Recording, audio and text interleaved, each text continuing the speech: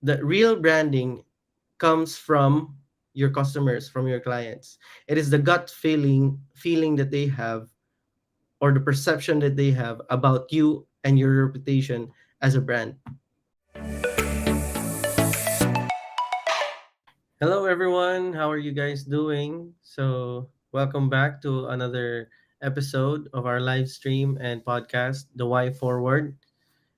And today we are going to be talking about a very special topic because I think this is some this question or this topic is one of the most demanded topics in our in last week, I think, because many of you were asking how we can create a brand identity and make it unique. So without further ado, let's begin. So for today, the question is the topic that we have right now is how to create a unique brand identity. Well, first of all, let's take a step back. Um, let's try to define what is a brand identity and what makes it unique. So for us, for brand strategists, freelancers, small business owners, and other entrepreneurs, brand identity is simply uh, the face, the name, and how your brand could be recalled by your customers or by your target market. So it could be seen in your website design, your logo, your voice, your tagline, anything that makes your brand stand out in the crowd. With that said, if you want to know how to thrive in a crowded market, you need to be popular, but you also have to be different. So, what does this mean? So, in a crowded market, the way you can be popular is uh, to be someone or something that all the people in that market already knows. So you have to be familiar to them, and you have to be someone that is very visible to them, and yeah, something that is not new, uh, because you become popular by being seen, by being always there, always visible, and at the same time by being likable as a brand. But then you won't be able to stand out. So you have to be different. The only way for you to stand out is to be really different. Our brains are really wired to know what's different. So when you see a brand that you think that's new, then your attention would be caught. But then if you find that that brand is kind of boring, kind of um, something that is not new to you and to everyone else, or you see that everyone else is just ignoring them, then the brand won't stand out for you. You won't even be able to recall them, or yeah, you would forget them. So the way for you to thrive in a crowded market is to be popular, but also at the same time to be different. Now, how do we do this? I have a framework here that we can use to be both popular but at the same time different. So we have to understand the difference between the blue ocean and the red ocean strategy that most advertisers, brand strategists, designers, marketers are using today. Even startup founders are using this when they create their own brand. So what is the blue ocean and what is the red ocean? And why is it called an ocean? Anyway, the blue ocean, let's go first with the red ocean. The red ocean is when a market has so much competitors that the whole market landscape is very competitive. So you have competitors from left to right. You're competing on price, on features, on benefits, on brand, and this type of market is very very hard for us to enter if we're a new brand. And that's why there's also what we call the blue ocean. The blue ocean is when the market is still new. No one is serving this type of market or this type of niche, and no one has solved. It is when you innovate and when you try to create a product or a service on our offer that is very unique to uh, to the market or to the industry. That's called a blue ocean strategy. So now, why am I talking about this? Because for us to be able to be popular at the same time different, we need to find the sweet spot between the red ocean and the blue ocean. So why do we need to find this? Because for in order for us to be popular, we need to make something that everyone already knows. So that's the red ocean strategy. But at the same time, we need to differentiate ourselves in a way that no other competitors of ours can be able to fulfill it in that way. And that's what I call the purple ocean, because red and blue equals purple, right? So yeah, color 101. And yeah, create a purple ocean where you can say that your brand is the only brand in your own industry that is different in this kind of way. So let's say, for example, um, Apple.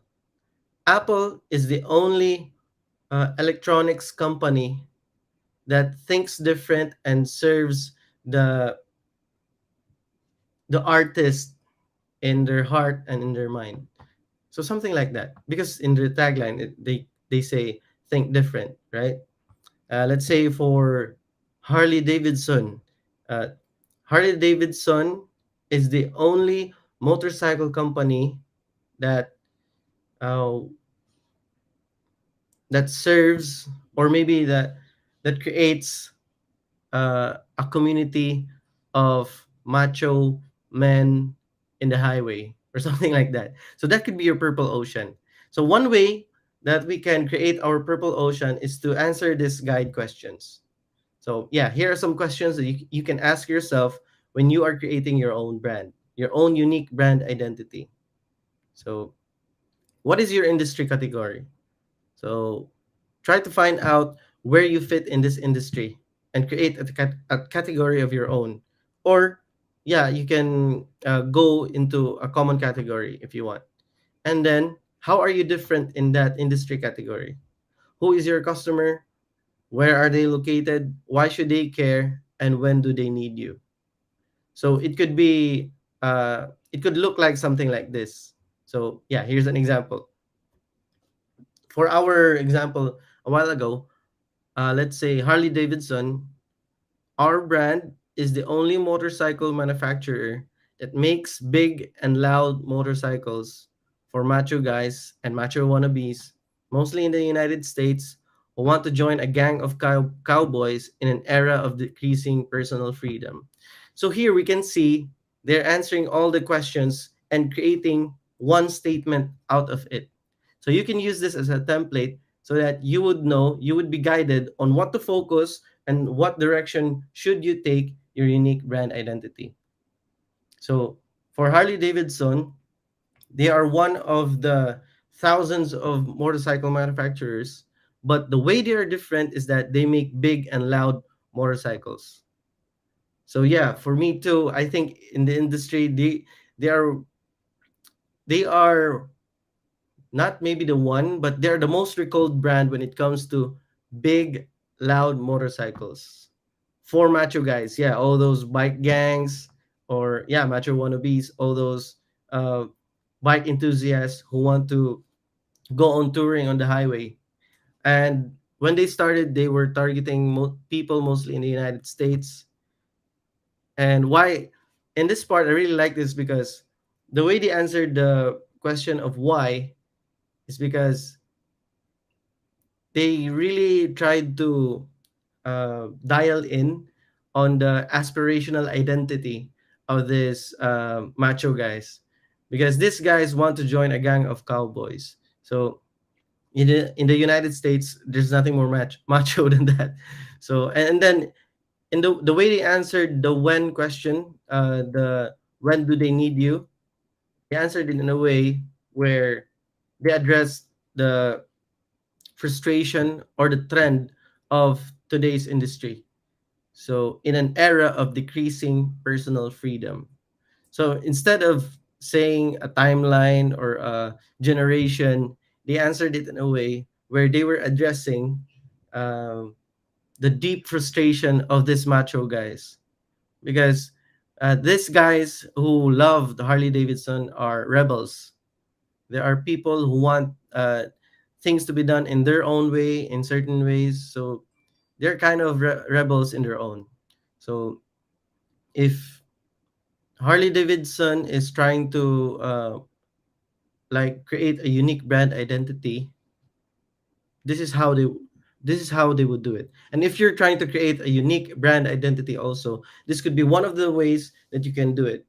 So first, you try to see your purple ocean.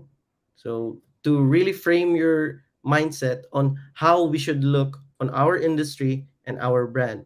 And then from there, you can answer these questions in the way Harley Davidson has answered it on their own.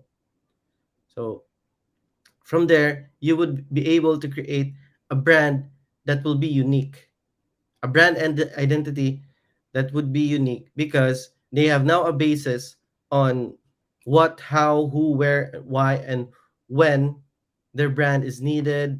Why is it important that they should target this types of market segment, and then how are they different?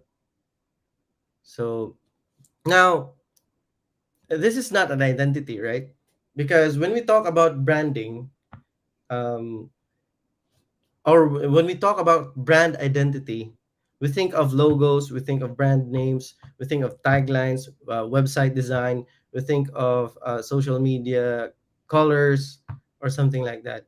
But I wanted to talk about this because this is the conceptualization stage when we are trying to create our unique brand identity. Because the next part of this discussion is how do we think of uh, identity, of brand identity.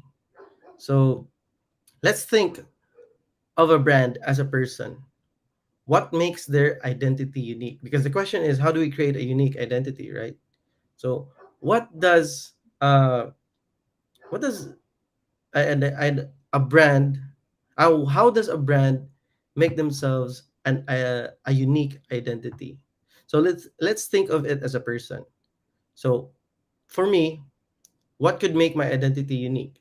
It could be the way I talk, it could be my voice, it could be the clothes that I wear, it could be the gadgets that I use, it could be my phone number, it could be any type of thing that makes you identify me as a person. But what makes me unique? What is it? What is something that other people don't have as an identity when it comes to myself or when it comes to you, right? If you think of yourself as a brand or if you think of your brand as a person. So there are three things that really comes to mind when it comes to how our identity is unique. So first is our name. So how do we identify the person? Of course, we call them by their name, right? And yeah, sometimes some people have have the same names, but when you take the full name of a person, it's always different. And sometimes maybe 50 to 80% different. So that's the thing. That's one element that we can make a person unique by naming them. And if you transpose that into branding, we are now talking about the brand name. And then another sure way that we can identify a person uh, that makes them unique is their face. If we can recognize their face, then we recognize their identity. And every phrase is not the same, well, except for twins. But then again, if you think about physical appearances, even twins don't have the same thumb thumbprints. So if you can create If we think about the person as a brand again, what is the face of the brand? What is the physical, visual appearance of a brand? It's the logo, right? And just like a logo, just like a person, a logo could become an avatar. Just like a person, if you dress up a person in certain ways that is still true to who he is, then you have an icon there that could be an avatar. So the logo can still retain its original um, form, and but they can evolve as time goes by, and you can dress them up like maybe in events, just like in Instagram uh, when they created the rainbow icon or logo from Instagram. So that's how we can create avatars using our own logo. So those are the two things that is mainly noticed when we think about unique identity, unique brand identity. What makes them unique? Their name and their logo.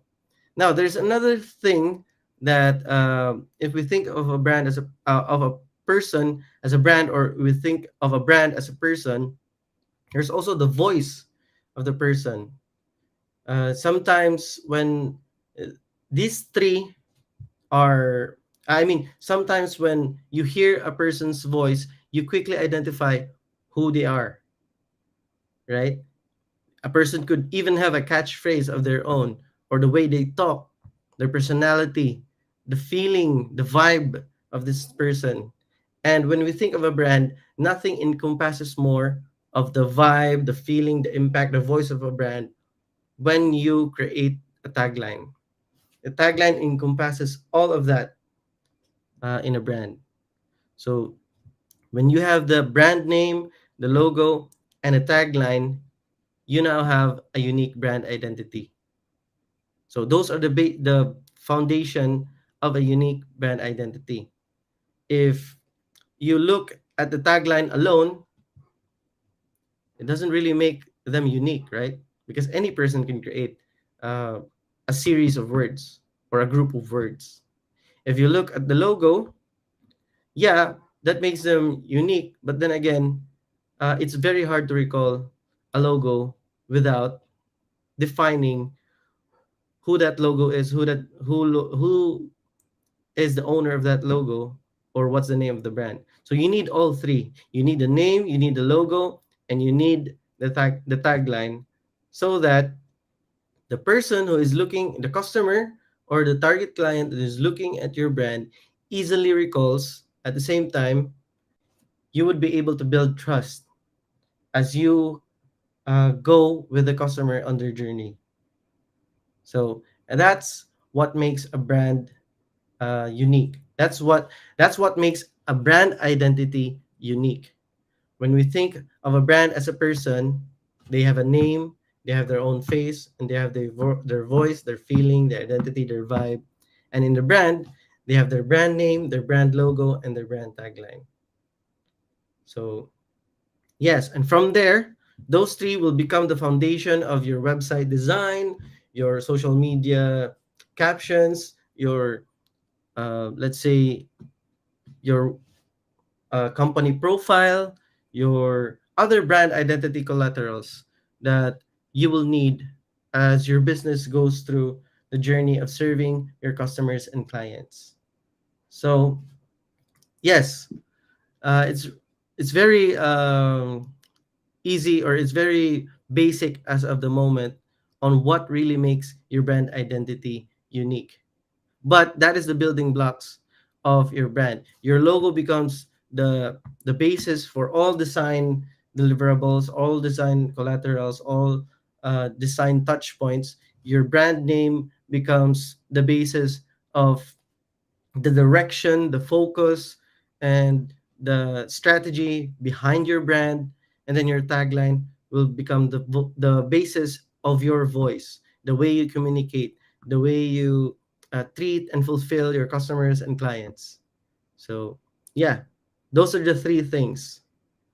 And before you even, this is what I'm very frustrated about with other businesses, or with businesses in general, is because For them, the brand name, the brand logo, and the tagline is just for compliance. They don't give any second thought because they think that um, it's not important. Because yeah, I agree that the brand name, the brand logo, or the brand tagline is not really branding, because the real branding comes from your customers, from your clients. It is the gut feeling that they have, or the perception that they have about you and your reputation as a brand. So branding is something internal for the customer and the client. For us, all these names, all these product names, all these brand names, all these brand logos, icons, taglines, slogans, these are just things to help our customer and our client recall who we are as a brand. Make reinforce that gut feeling inside them, so that they would know that, oh yeah, I remember, this is the brand that I really want to buy from, because my gut feeling tells me that they can be trusted and they can give me what they need. So that's branding in a nutshell. The perception of your customers, your clients, when it comes to your brand. So yeah, that's it for our discussion on what makes brand identity unique. But if you guys want to know more, you can follow our social media, Azical Strategy, in Instagram and in Facebook. You can also follow me. You can join the community, the branding mastermind for branding heroes, so that you'd know how we can create a brand identity, a unique brand identity. So we drop tips and tricks and other tutorials in our page, in our social media accounts, and even in the community. You can also ask questions in the community if you want, so that we can help you create your own unique brand identity. So yeah, open forum. Last week, there are some questions from the community that we would like to answer here. So the first question is from GN Forcadas Kawayan. Am I right in my pronunciation? Anyway, she asked where and how to start with marketing. So for this, marketing starts. Oh, actually, the answer is in the question itself. Marketing. Marketing starts with the word market. So it starts with your market. And then when we are talking about your market, we are going to also talk about branding. So actually, marketing starts when branding is established.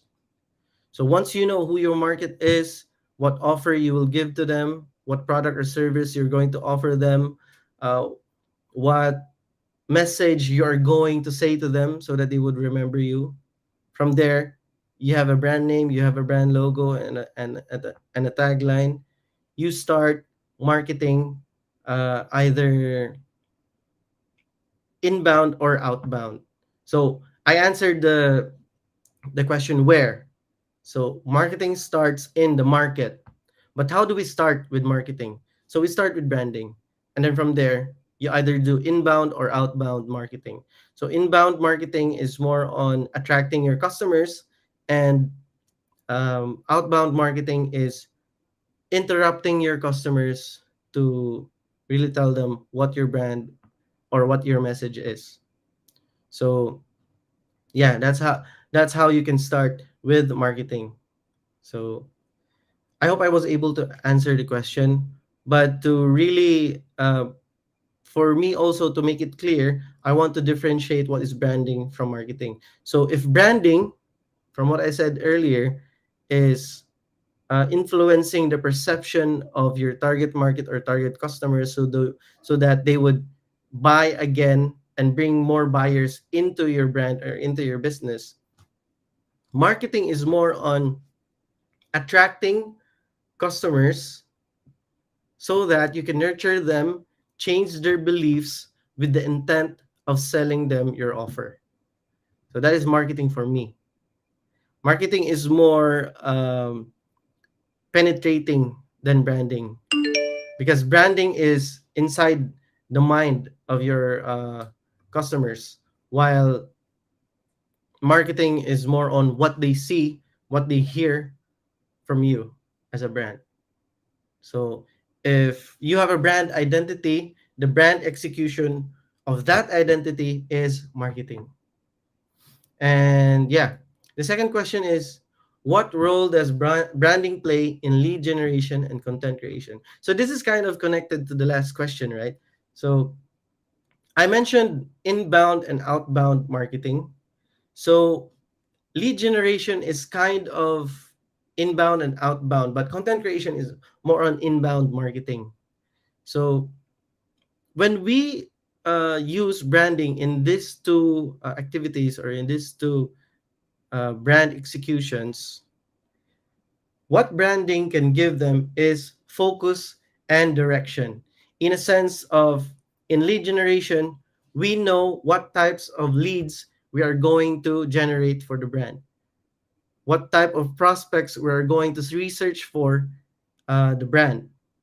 And in content creation, branding gives also direction and focus for the brand, because in content creation, you need to have a certain voice, a certain message, and a certain style of creating content, so that they would differentiate, or they would recall that, oh yeah, this is uh, this is your brand, or this is the brand that I've been listening to, or this is the brand that I've been seeing.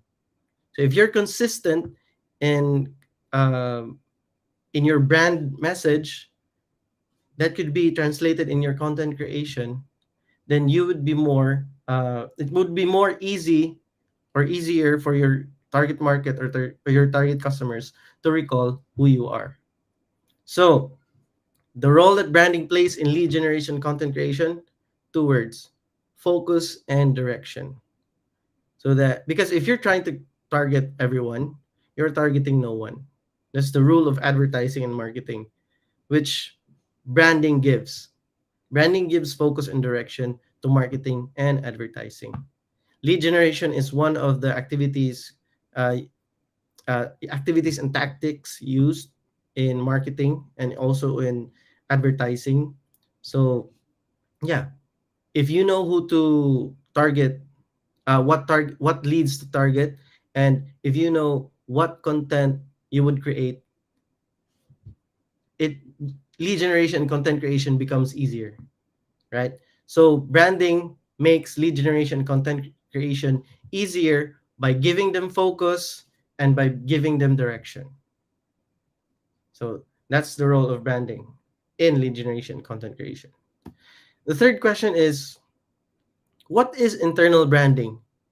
The way I understand this is, I think in corporate, so in corporate, internal branding could be how we teach our, or educate or nurture our employees, so that they would know the ins and outs of what our brand is all about. So for me, um, yeah, internal branding is something that you would do it in that way, because in what I believe, I don't know if other businesses believe this also, but for me, I firmly believe that employees should be treated also as customers, even if they don't really help the business financially. They help the business when it comes to time and effort.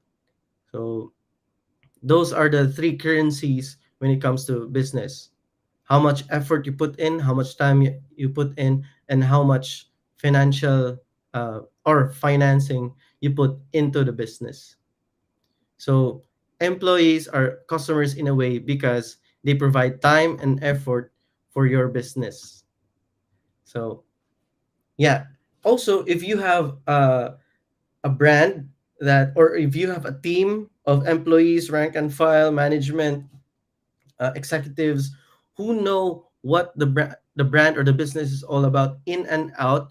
You educate them in the brand, the mission, the vision, the message. the unique value proposition, and other things that relate to who and what your brand is all about, then you would have a very strong team that is able to collaborate in a very efficient way because they know the vision, they have direction, they have clarity, they have focus, and they have direction.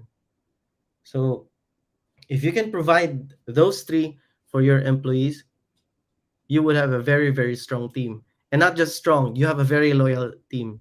And you would be able to know who among your team should stay inside your brand.